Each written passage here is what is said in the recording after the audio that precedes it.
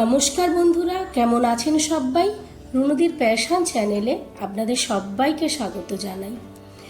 আমাদের বিয়েবাড়ির অনেক কিছু নিয়ম অনেক জায়গার থেকে পুরো আলাদা। যেমন আমাদের ভোর 4টের সময় মেয়েকে লাস্ট মায়ের ভাত দিতে হয়, যেটা মারা 2:30-3টে থেকে উঠে রান্না করে। সেই ভাতটা কিন্তু অন্য কিচ্ছু না, এক সুন্দর করে পায়েস বানিয়ে দেওয়া। পায়েস মানে ক্ষীর পুরো। তো আমার ননদ ভোর ভোর উঠে পড়েছে। আজকে তনু মায়ের লাস্ট মায়ের আইবুড়ো ভাত খাওয়ার দিন, তাই ও ভোর 2:30-3টে থেকে উঠে তনুর জন্য রান্না করেছে। 4টের সময় ওকে কিন্তু আইবুড়ো ভাত দিয়ে দিতে হবে, কারণ সূর্য ওঠার আগে ওকে আইবুড়ো ভাতটা খেয়ে নিতে হবে, না হলে ও কিন্তু সারাদিন আর কিচ্ছু খেতে পারবে না।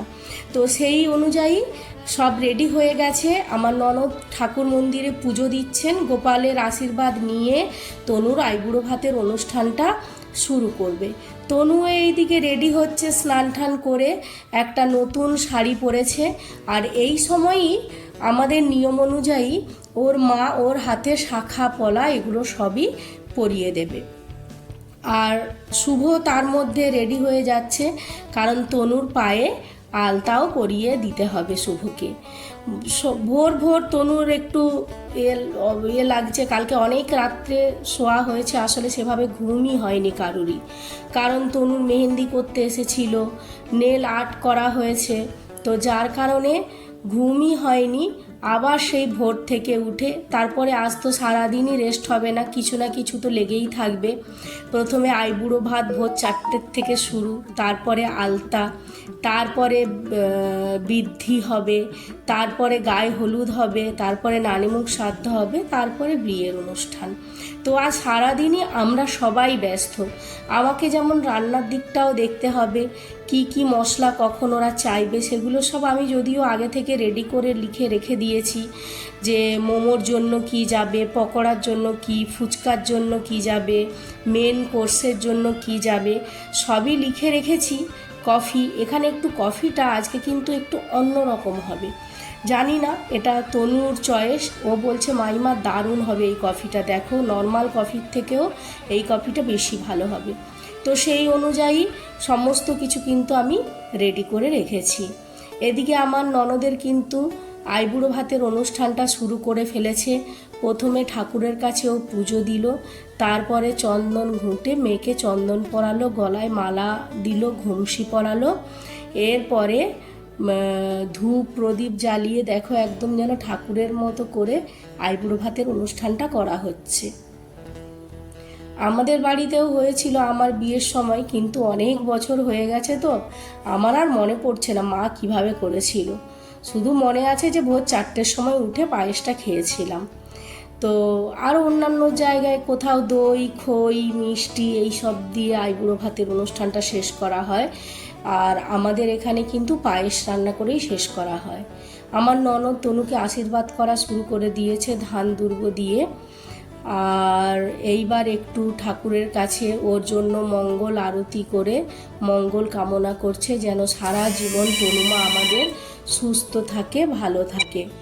তো তারই মধ্যে আমরাও সবাই কিন্তু উঠে পড়েছিলাম। আমরা তো জেগেই ছিলাম ছাড়ুন, কিন্তু আমার ছেলে মেয়ে বর আরও সব আত্মীয় স্বজন যারা ছিল তনুর এই আইবুড়ো ভাতের অনুষ্ঠানটা দেখার জন্য সবাই কিন্তু উঠে পড়েছিল।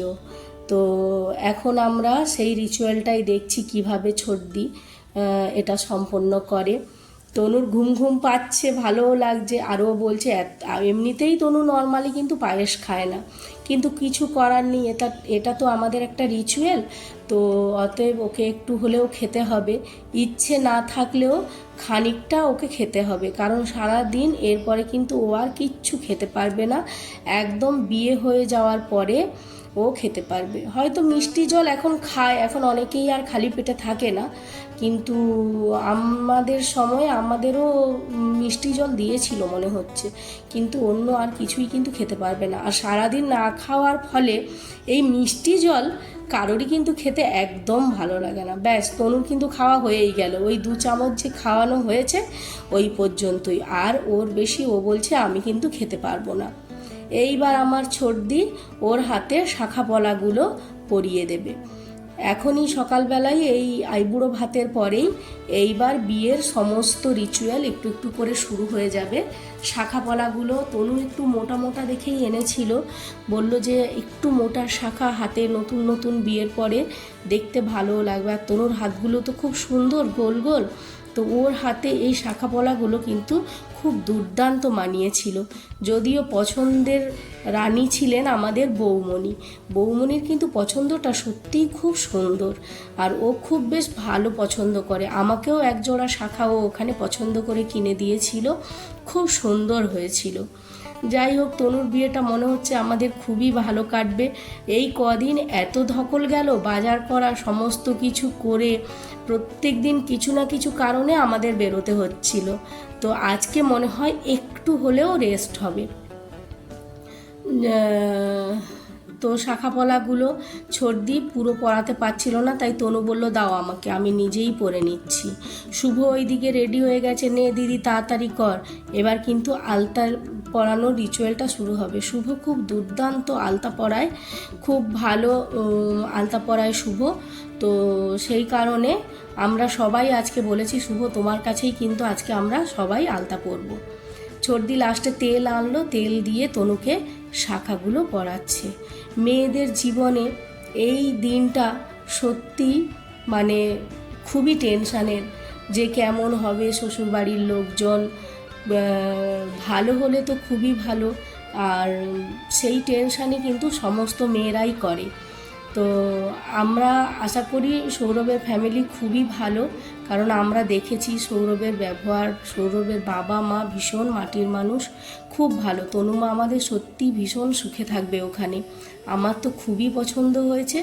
আপনারাও দেখবেন, আমাদের বরমশাইকে দেখে আপনাদের কেমন পছন্দ হয় অবশ্যই কিন্তু কমেন্টে জানাবেন।